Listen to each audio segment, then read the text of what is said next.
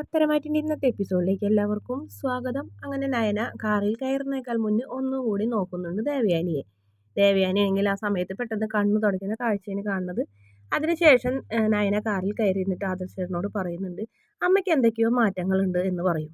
പിന്നെ പറയുന്നുണ്ട്, അമ്മയ്ക്ക് ഒട്ടും ഇഷ്ടപ്പെട്ടിട്ടില്ല മോൻ്റെ കൂടെ ഞാൻ വരുന്നത് എന്ന് പറഞ്ഞപ്പോൾ അത് പിന്നെ ഉണ്ടാവൂലേ, എന്തായാലും മലയ്ക്ക് പോയി കഴിഞ്ഞപ്പോൾ അടുത്ത ഒരു വ്രതമായി അമ്മ നമ്മുടെ മുന്നിലേക്ക് വരുമെന്നാണ് വിചാരിച്ചെങ്കിലും ഇപ്പം എന്തെല്ലാം മാറ്റങ്ങളൊക്കെ ഇനി സംഭവിച്ചത് എന്നും പറഞ്ഞ് അവർ സംസാരിച്ചു കൊണ്ടൊക്കെ പോകും. എന്തായാലും അമ്മയ്ക്ക് വിഷമം ഉണ്ടായാലും ഇല്ലെങ്കിലും ഇത് നമുക്ക് കിട്ടിയ ഗോൾഡൻ ചാൻസ് ആണ്, അത് പരമാവധി നമ്മൾ ആസ്വദിക്കണം, അടിച്ചു പൊളിക്കണം എന്നൊക്കെ പറഞ്ഞ് അവർ പോകും.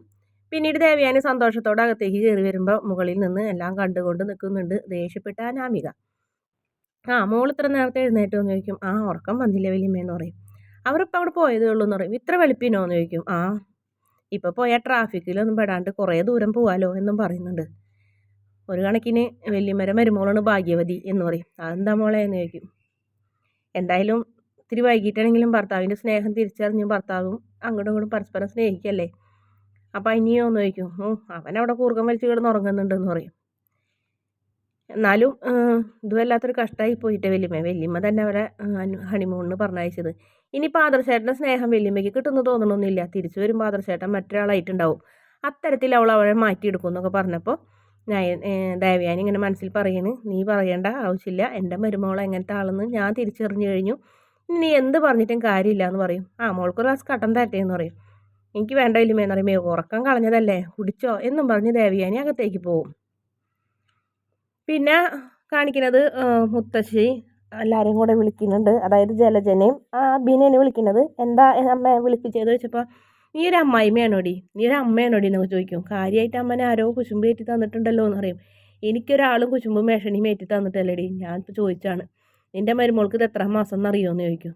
എന്തായാലും ജലജയ്ക്ക് അതറിയില്ല. അതുകൊണ്ട് തന്നെ ജലജ ഒന്നും മിണ്ടാണ്ട് നിൽക്കും. അബിയോ അതെ, എന്നാൽ ഞാൻ പറയാടാ, 5 മാസം 5-ാം മാസത്തിലെ ചടങ്ങ് നടത്തണമെന്ന് മുത്തശ്ശന് പറഞ്ഞത്.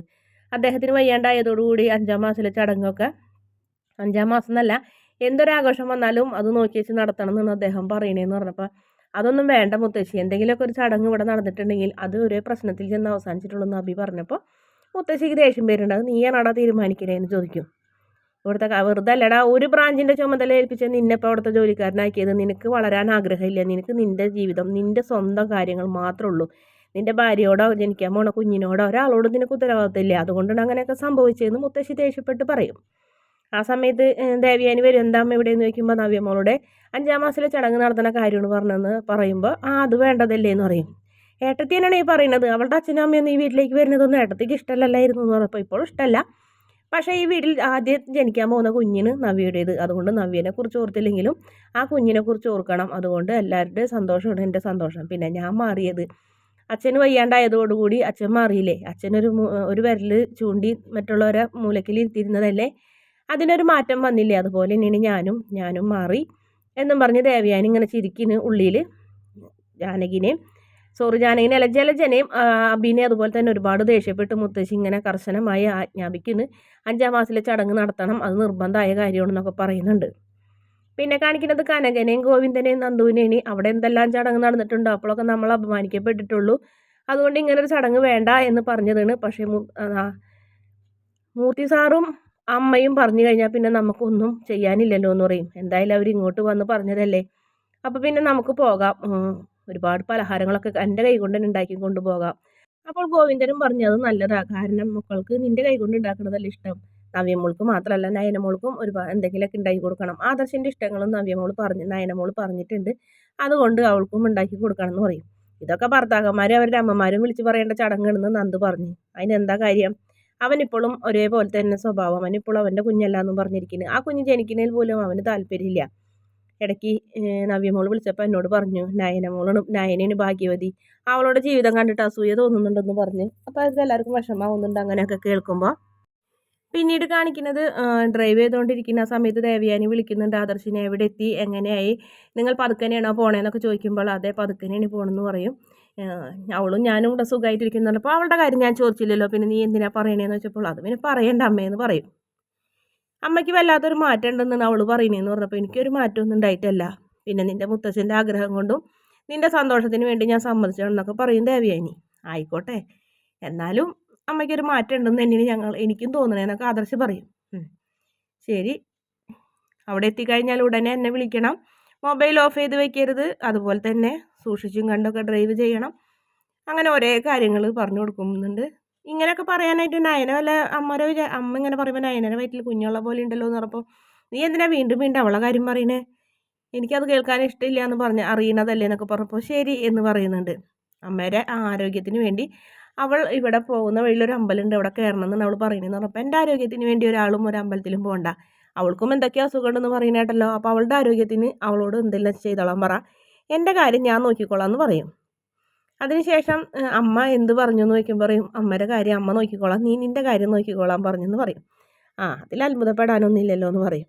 എന്തായാലും പോണ സ്ഥലം ഭയങ്കര തണുപ്പുള്ള സ്ഥലമായതുകൊണ്ട് ശ്വാസം മുട്ടുണ്ടാവരുതെന്ന് മാത്രമാണ് ഞാൻ പ്രാർത്ഥിക്കണേന്നൊക്കെ പറഞ്ഞ് ആദർശിനോട് അങ്ങനെ സംസാരിച്ചുകൊണ്ടിരിക്കുന്നു നയന. അതിനുശേഷം പിന്നെ അവർ താമസിക്കുന്ന ഹോട്ടലിലെത്തി. അവിടെ ആദർശ് ഇങ്ങനെ മുല്ലപ്പൂവൊക്കെ വിതറി ഒരു ഹണിമൂണ് അതുപോലെ ഒരു ഫസ്റ്റ് നൈറ്റിന് വേണ്ടിയിട്ടുള്ളൊരു തയ്യാറെടുപ്പോടുകൂടിയൊക്കെ നടക്കുകയാണ്.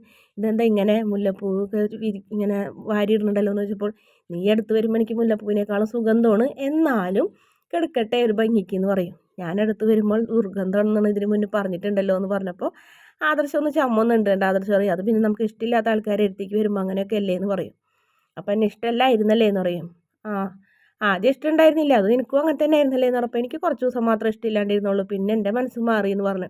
മുത്തശ്ശൻ അത്ര നല്ലൊരു സ്വഭാവമുള്ള മുത്തശ്ശൻ താക്കോൽക്കൂട്ടം ആദർശേട്ടനെ ഏൽപ്പിച്ചപ്പോൾ തന്നെ ആദർശേട്ടൻ്റെ മനസ്സും സ്വഭാവമൊക്കെ ഞാൻ തിരിച്ചറിഞ്ഞു എന്നൊക്കെ പറയുന്നുണ്ട്. പിന്നീട് അവരുടെ ഒരു ഫസ്റ്റ് നൈറ്റിൻ്റെ ഭാഗമൊക്കെ കാണിക്കുന്നത്. അതിനുശേഷം പിന്നെ ദേവയാനി ഇങ്ങനെ സ്വപ്നം കാണാനാണ്, ചിരിക്കുന്നൊക്കെ ഉണ്ട്. വീണ്ടും നയന ഇങ്ങനെ ഛർദ്ദിക്കുന്ന ഒരു ഭാഗം കൂടി കാണിക്കുന്നുണ്ട്. ആ സമയത്ത് ദേവയാനി പിന്നാലെ ചെന്ന് ഇങ്ങനെ ഒഴിഞ്ഞൊക്കെ കൊടുക്കുന്നുണ്ട്. അതിനുശേഷം എന്ത് പറ്റി മോളേന്ന് വെച്ചാൽ പറയില്ല അമ്മേ, ഛർദ്ദിക്കാൻ വരുന്നുണ്ട്, ഓക്കാനും ഉണ്ടെന്നൊക്കെ പറയും. എന്നാൽ പിന്നെ വേഗം തന്നെ ആദർശിനെ വിളിച്ച് ഡോക്ടറെ അടുത്ത് പൊക്കോ, സംശയിക്കാനൊന്നുമില്ല, ഡോക്ടർ പറഞ്ഞാലും പറഞ്ഞില്ലെങ്കിലും മോളൊരു അമ്മയാവാൻ പോകണമെന്ന് പറയുന്നത്. അങ്ങനെ രണ്ടുപേരും അങ്ങനെ അതും പറഞ്ഞ് ദേവയാനി അകത്തേക്കും പോകും.